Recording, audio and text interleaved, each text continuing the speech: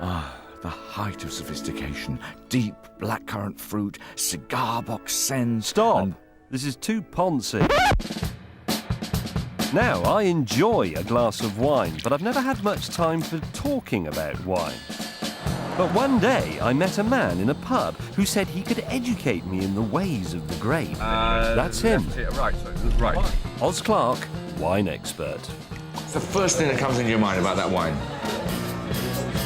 Fruit. We've come to France for a month. My mission? To open his mind as well as his mouth. Rustic, old-fashioned French wines. What is that? Smells like that's You my don't- oscillator. That means you're talking rubbish. So far, he's had me sniffing cow poo and bathing with him in grape juice. I'm so unhappy, you've got no idea. Actually, I've been teaching James how to talk about wine Trebor fruit salad. and even how to make his own wine. Yes! But how will he rise to this week's challenge to find the perfect wine to go with a very special meal? What is spam? Spam is a high-quality meat product.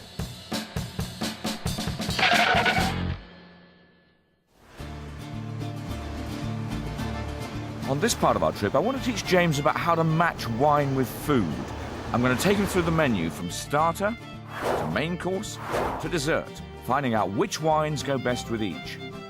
And he'd better concentrate on what we're doing for once, because later on I'm going to be throwing him a new challenge, cooking a meal and finding the perfect wine to go with it. This is a local white, I think.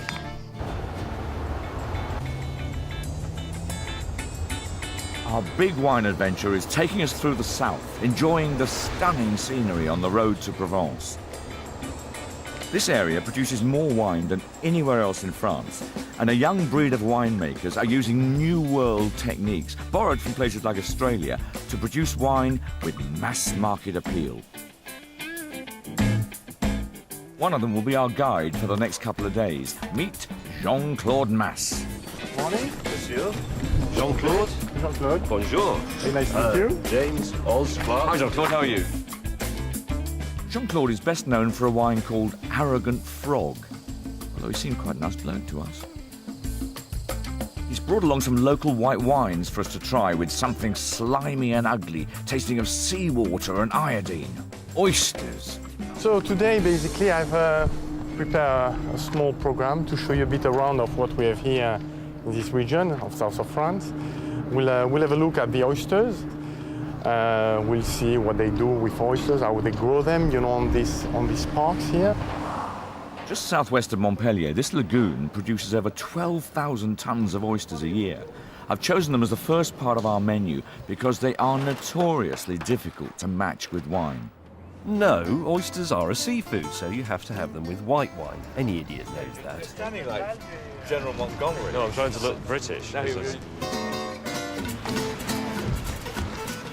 Tiny baby oysters, smaller than a 5p piece, are taken out to these oyster tables, put in mesh bags, and left in the salt water of the lagoon for a couple of months. The water's really green looking, full of food, plankton and seaweed, that sort of stuff. That's what oysters eat. Then they're brought back to shore and cemented to these long ropes in sets of 3. Aren't we supposed to be going over there? Each oyster farmer has his own set of tables, and his ropes of oysters are suspended in the water and left for a year to grow to maturity. Fascinating. Now, where's my lunch? I am off. I am ashore. Mind your tête. I mean, look, you see, there you go. They've got Oz doing this with his French counterparts, and they're talking about oysters. It's like the wine thing again. They will talk about it, and after a while you think, why actually eat them? Why not just spend the rest of your life talking about it? This is the oyster equivalent of that, fruit moment, and that just drives me up the wall. I like oysters. I'd like to eat some.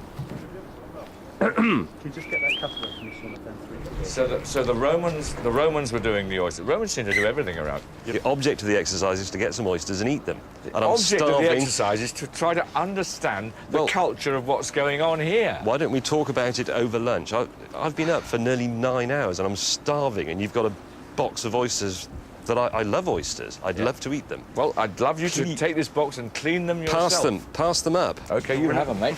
This is a wine programme, isn't it? We're not turning into foodies. We're going to end up with out-of-focus shots of oysters in a bucket if we're not careful. Oz, lunch? I'm now in the middle of a really interesting chat about the regeneration of the oyster beds in 1970 when they got enfeebled from Japan. Does that... No, marvellous, carry on.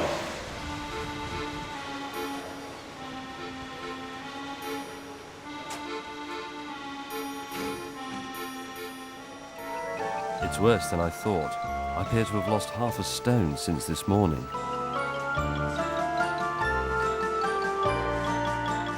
While I waste away, the bored cameraman seizes the chance to take some arty close-ups featuring out-of-focus oysters.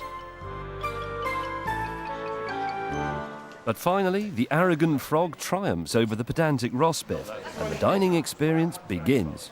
Okay, Jean-Claude, first, can you give us some wine? We want to see what goes with oysters. I think it's really difficult, oysters and wine.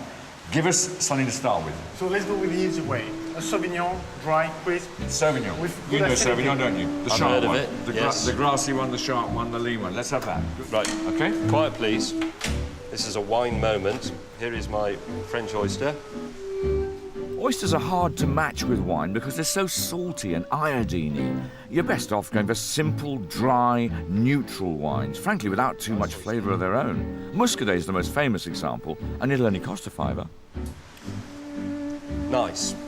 Next, a much more floral, honeyed wine. If James has any sense of taste at all, he'll find that doesn't suit the oyster one bit.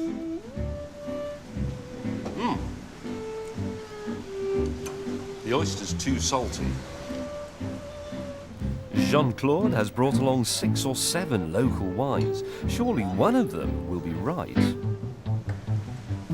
It's less flavoursome, but it's got more high notes. And it's dry. I'm sorry, I've finished it off. You'll have to... excuse me. But then the market for it. That was a very good one. Crispy, though. Almost very slightly two-stroke lawnmower engine. This is brilliant. I mean, I wholly recommend this to our viewers. Standing around in a shed, stuffing your face with oysters, and drinking some bloke's white wine. Silence, please. Right. By this point, they think I'm a complete fool. But now hear this. Terrific. They compete very slightly in your mouth. The oyster, you think, oh, that's a bit salty, and you put the wine and you think, oh, that might be a bit sharp. No, it's nice. It resolves. It's like, well, I was going to make a musical analogy, but that will... Go on, make another one. No, it's just, it's like counterpoint. You see, in the classical era, music it essentially works vertically as a series of harmonies going that way, but in the Baroque era, it works as a series of melodies. Somebody said, I can't remember who it was, Baroque music is as fatuous as several people talking at the same time, but it isn't, because there is tension in the music going horizontally, but it resolves at the cadences, and that's exactly what happens with that. You think, ooh, oyster, ooh, wine. No, it's nice. You can make some sensationally intelligent comments occasionally. I can't believe I'm... Sorry, I'm going to have to go away for a minute. I've turned into a pond. Anyway, our ideal wine for oysters can be had for well under a tenner, and that is a wine result. I mean, the thing about James is that he's so determined to sort of behave like a sort of barroom lout all the time and stand there, you know, pushing his chin out and pouring wine down his throat, that it's a bit difficult sometimes to work out whether he's learned anything at all. But he has, because he has moments of lucidity in the middle of his bombast when he suddenly comes out with some really good remarks about wine, and he really shows he has understood some of the sentiments, some of the emotions that we're trying to talk about, some of the culture of wine that I'm trying to sort of surround him with. God, I think I ate too many oysters. I need something more red-blooded. So we're going inland to Béziers, beautiful medieval town, and important for wine too. And it's twinned with Stockport, fact fans.